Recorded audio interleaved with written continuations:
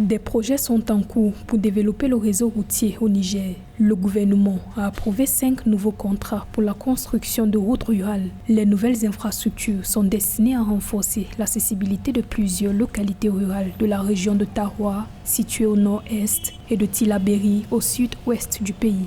Le déficit criant en matière d'infrastructures routières que connaissent les régions de Tillabéri et Tahoua limite malheureusement l'exploitation des atouts qu'elles regorgent, notamment en termes de production agricole et de tourisme. Or, pour qu'un agriculteur puisse transporter sa production jusqu'au marché ou qu'un touriste puisse découvrir les merveilles ou les sites emblématiques d'une région, il faut que les personnes et les biens puissent circuler dans de meilleures conditions. Dans une large mesure, de même qu'une économie dynamique dépend du mouvement des produits et des services, les populations sont tributaires des routes pour l'accès à l'emploi, à l'éducation et aux soins de santé.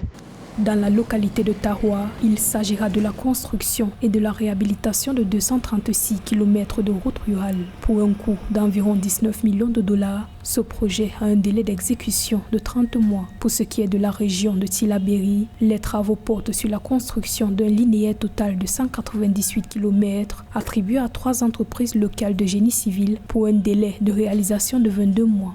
À travers ces contrats, le gouvernement entend améliorer la donne et faire en sorte que la construction des routes dans ces localités contribue à réduire les disparités régionales, désenclaver ces zones, favoriser une meilleure exploitation de ces atouts, accroître la création de la richesse et aussi booster la mobilité qui est une condition préalable au développement économique, social et durable. Le développement du réseau routier à Tahoua et Tillabéri permettra une meilleure exploitation d'importantes potentialités agricoles et touristiques que disposent ces localités. Une fois achevées, les infrastructures devraient contribuer à dynamiser l'activité économique dans ces zones où les populations s'adonnent principalement à l'élevage, l'agriculture et la pêche.